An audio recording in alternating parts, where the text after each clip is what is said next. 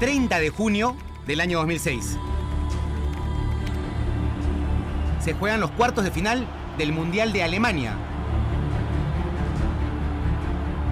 Argentina se va a penales, justamente ante local. Primer disparo argentino y el portero Lehmann adivina, pero gracias a la potencia del remate, Argentina igual marca. Lehmann ahora saca un papelito de una de sus medias, lo revisa, viene Ayala, patea y Lehmann ataja.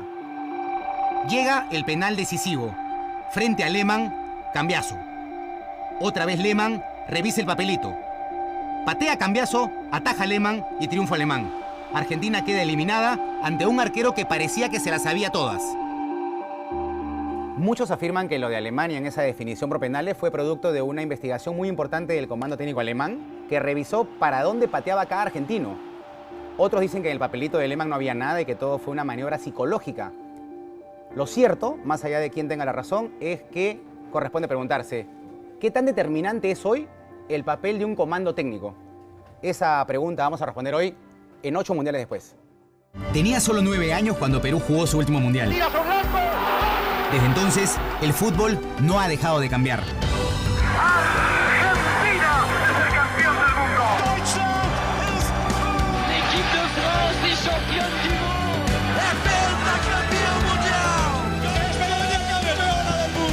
En mi rol de periodista, investigaré cómo ha evolucionado el fútbol y cómo lo encontraremos 8 mundiales después.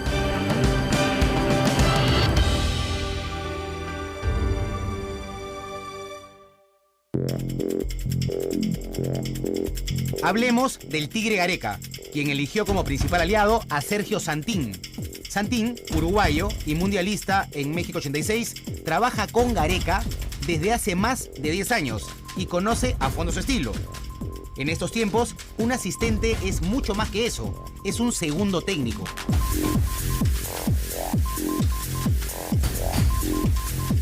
El profesor Santín es un hombre que está permanentemente pensando en el fútbol, en cómo se tiene que planificar un partido, en ver cuáles son las cualidades de un equipo que puede ser rival de nosotros. El profesor Santín, todo aquello que desplegaba en el medio campo de la selección uruguaya cuando él jugaba ahí, hoy lo despliega desde fuera de la cancha, con las mismas ganas, el mismo entusiasmo y el estar enfocado en mirar fútbol para ver cómo es cada posibilidad de aprovechamiento futbolístico.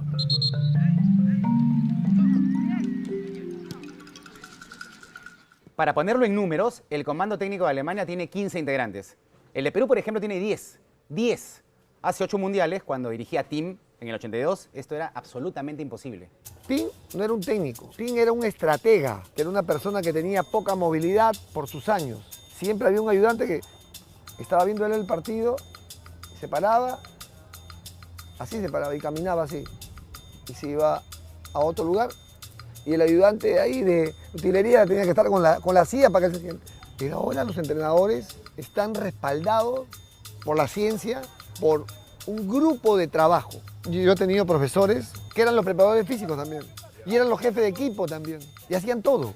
Los cuerpos técnicos de hoy requieren de ser amplios y tener especialistas. En años no muy anteriores en nuestro país, lamentablemente, se hacían críticas diciendo ¿por qué se incorpora tanta gente a los cuerpos técnicos y no sé qué? Eso era una expresión de ignorancia de cómo iba evolucionando el fútbol. Lo que requiere un cuerpo técnico es precisamente la conjunción de varias especialidades para una finalidad. Es decir, Gareca tiene en la parte técnica a Sergio Santín, a Norberto Solano y a Hugo Alves. Personas que saben ver fútbol y que se encargan de toda la parte técnica y que además están muy bien elegidos porque Santín ha sido mundialista del Uruguay en el año 86. Ñol Solano ha jugado con Maradona y ha sido figura en la Premier League. Y Hugo Alves ha sido integrante de una selección extraordinaria que tuvo Argentina en el año 79 y luego figura de Boca Juniors. Entonces son tipos que saben de fútbol. Me parece que estamos en la era de los equipos multidisciplinarios. Hoy el fútbol entendemos que es tan amplio, es tan grande, porque el fútbol no solo es lo técnico-táctico, el fútbol es lo físico, el fútbol es la estadística, el análisis, el fútbol hoy es el desarrollo humano. Nosotros estamos frente a personas. Yo no puedo estar frente a un jugador y no tener un análisis del área de desarrollo humano que ya me haya dado de dónde vive, cómo vive, si está casado, si no está casado, si duerme en el piso, si duerme en una cama. Yo necesito saber la vida de ese jugador para poder comprenderla y después para poder, a través del análisis, ayudarlo.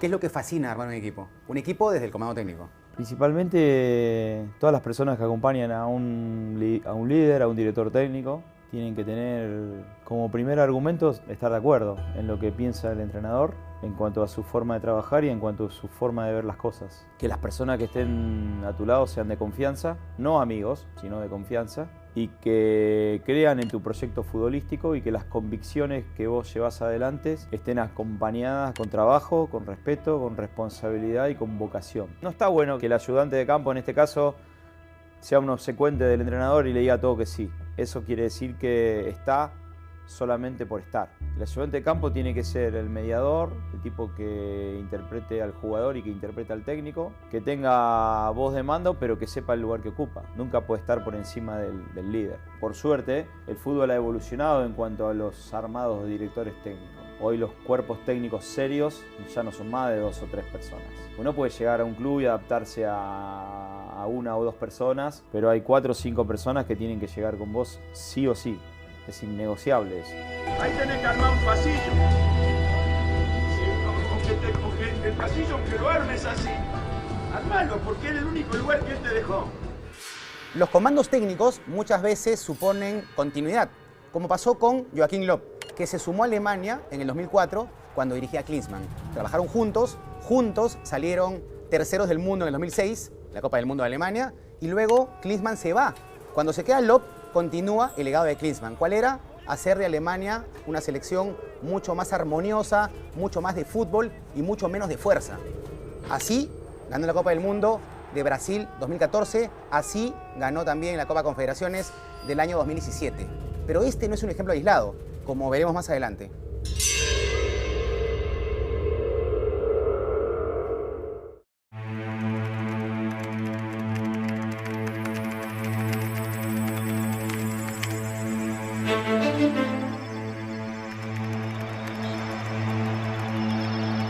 En el 2002, millones madrugamos para ver aquella final Brasil-Alemania y tras ella, la consagración definitiva de Ronaldo. Pro Rivaldo, abre o espaço, bateu pro gol. Oliver Kahn, Ronaldinho bateu. Gol!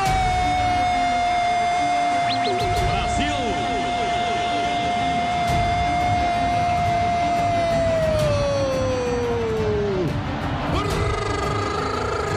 Ronaldinho, número 9. La imagen de la lesión de Ronaldo, anterior al título 2002, fue terrible. Los médicos dijeron que no jugaba más. La afición pensaba que un grandísimo crack se retiraba. Pero allí intervino no un entrenador, sino todo un comando técnico. Médicos, fisioterapeutas, entrenadores físicos. Y el final de la historia fue Ronaldo, campeón del mundo. Acabou! É penta!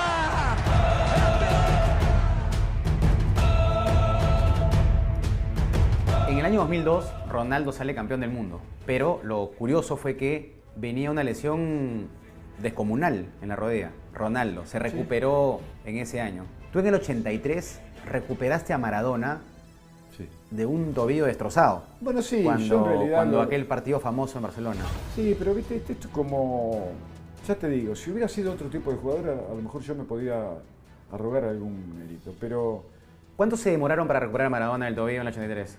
Quien realmente lo ayudó y fue decisivo fue el doctor Rubén Darío Oliva, un médico argentino, deportólogo, que Menotti lo había tenido como jefe de su cuerpo médico en el Mundial del 78 y del 82, que decidió quitarle el yeso casi 40 días antes, porque él había determinado de que si Diego tenía tanto tiempo la pierna inmovilizada, la recuperación le iba a ser directamente imposible, ¿no? Entonces le sacó el yeso. Y eso le salvó la carrera a Diego, por más que su tobillo quedó con una enorme limitación, el callo ya estaba formado y que se iba a tener que acostumbrar a jugar con esa imposibilidad.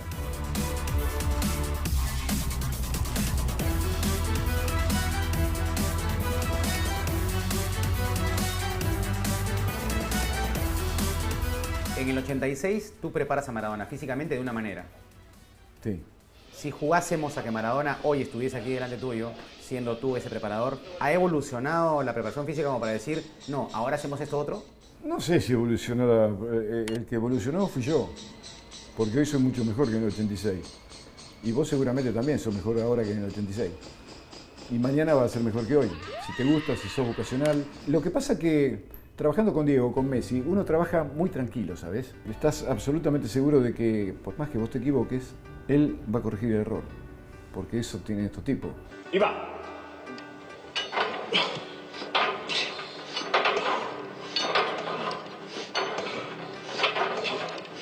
Bueno.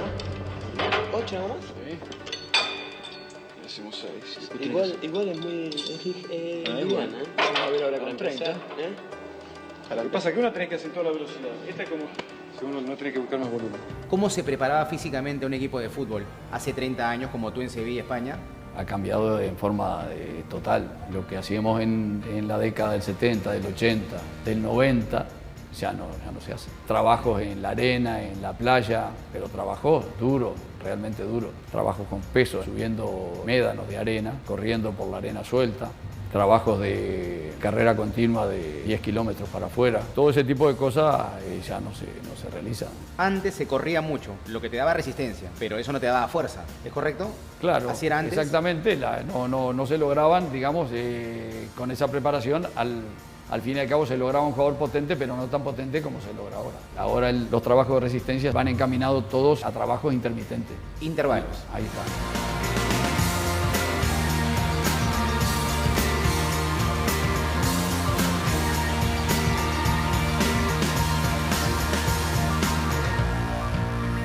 En el fútbol moderno, la medicina y la nutrición han tomado un papel fundamental.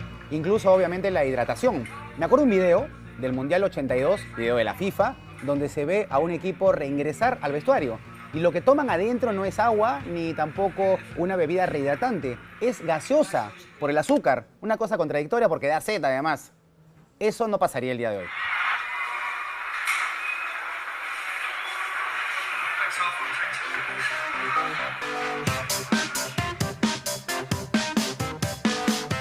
Podía pasar que en un medio tiempo jugadores de fútbol tomaran gaseosa. Sí. Es un contrasentido. Sí, sí. Había alimentos, por ejemplo, que nosotros comíamos en la concentración.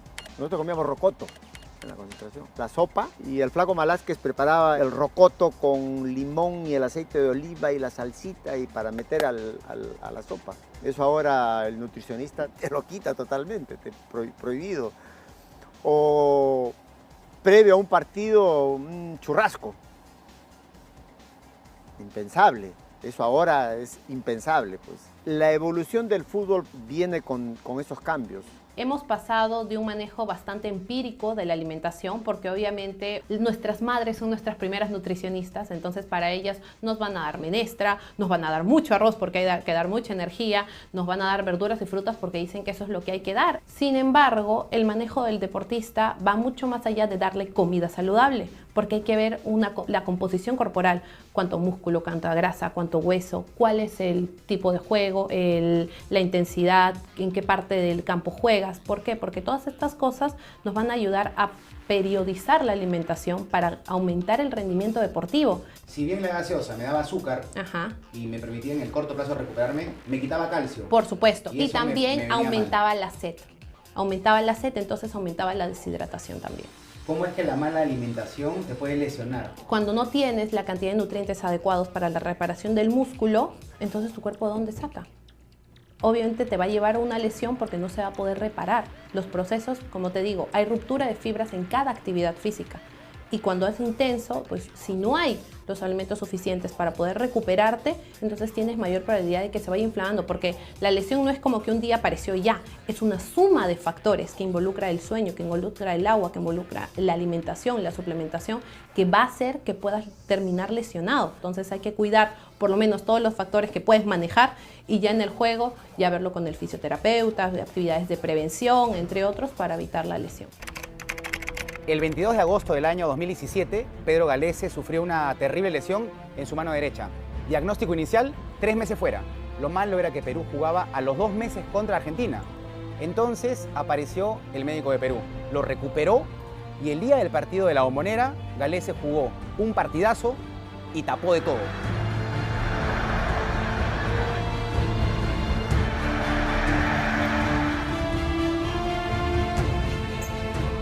Hay una historia muy significativa con relación al partido Perú-Uruguay de Lima de la última eliminatoria.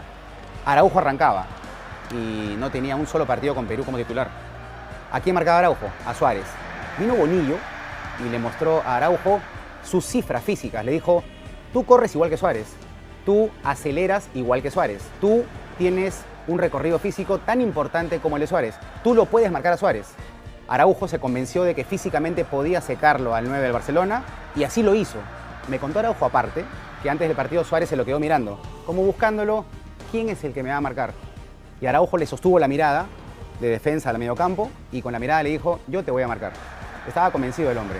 Resultado del partido, Perú 2, Uruguay 1 y Araujo se jugó un partidazo, lo secó al 9 del Barcelona. Araujo es un ejemplo de cómo se usó la tecnología, pero en realidad el ejemplo de Araujo es aplicable a todos los jugadores. Lo que hicieron fue mostrarle en un video y en estadísticas que sus capacidades físicas eran similares y en algunos casos mejores. Este chico, cuando ve eso reflejado en la realidad, el chico agarró una confianza que luego cuando vemos el partido lo controló totalmente. ¿A quién? A una superestrella europea. ¿A quién? Araujo, que era central acá en el torneo local. El profesor Néstor Bonillo es un preparador físico, pero es además mucho más que un preparador físico. Un hombre que conoce de todo lo que se requiere hoy día para el trabajo físico del jugador frente a un partido y para la recuperación del jugador post partido.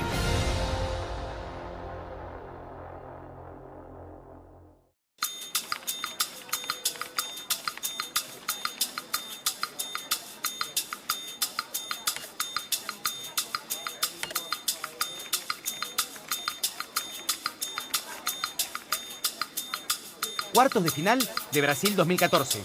Antes de que se cumpliese el tiempo, Holanda cambia de arquero repentinamente, pensando en los penales frente a Costa Rica. En el fútbol moderno, todo es pensado.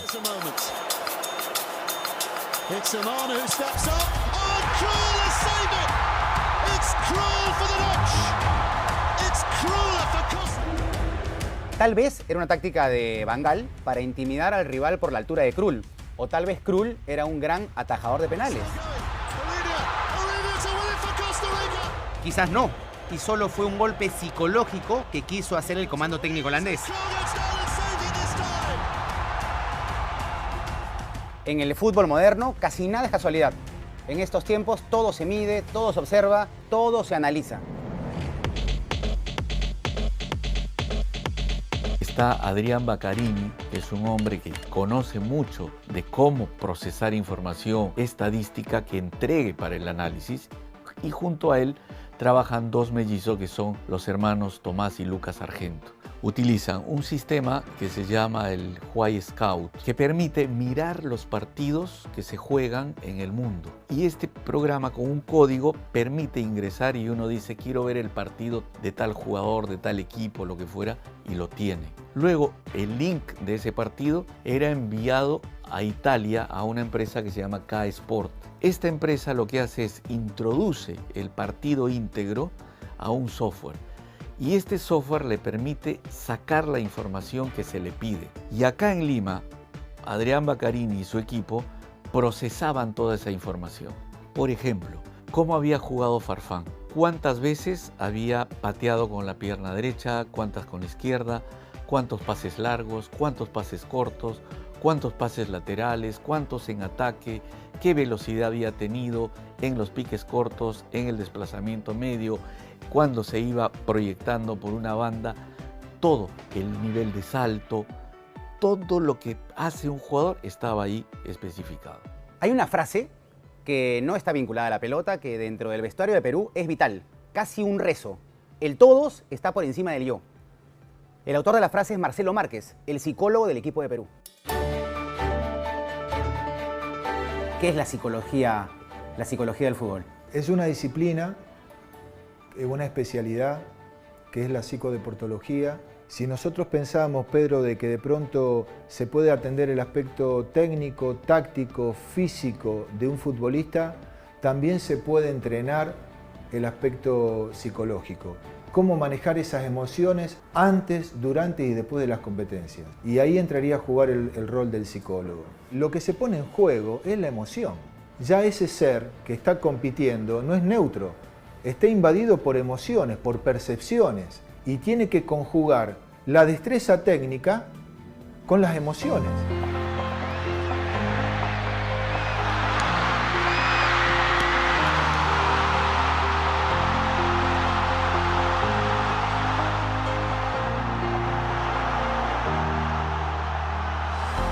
En lo psicológico, desde el 82 al 2014, ¿qué cambió en el fútbol? Muchísimos factores que no son meramente psicológicos, pero afectan a la psicología del jugador de fútbol.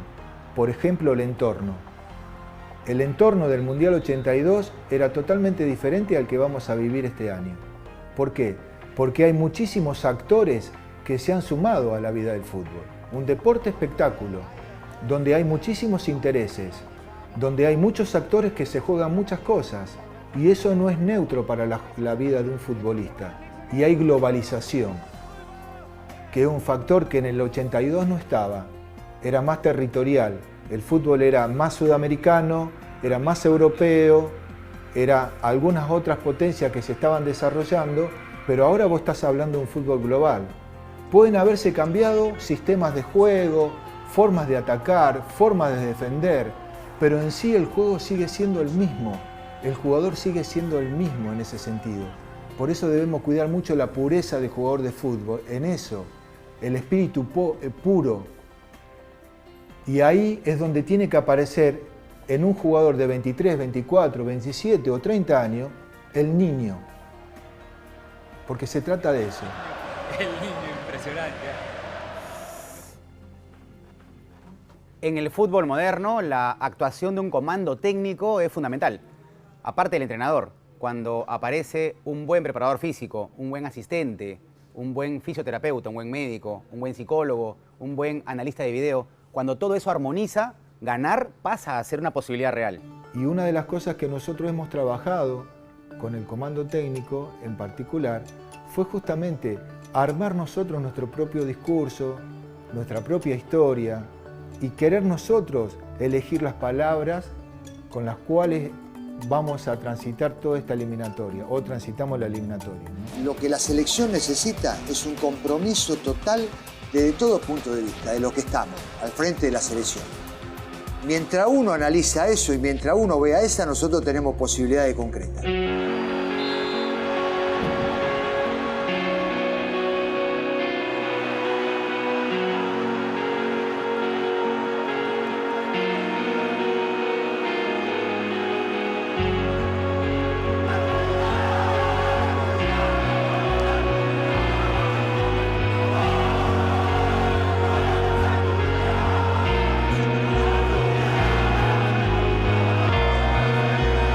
Alemania no sería Alemania si Joachim Löw no tuviese todo un comando técnico integral que trabajase con él. Lo mismo pasa con Gareca y Perú. Gareca tiene a Santín, a Solano, a Bonillo, al doctor Segura, a Marcelo Márquez y a todo un equipazo. Para que un equipo gane en la cancha se necesita una cosa primordial, que fuera de la cancha también haya un equipo. Y eso nos ha hecho volver a una Copa del Mundo 8 mundiales después.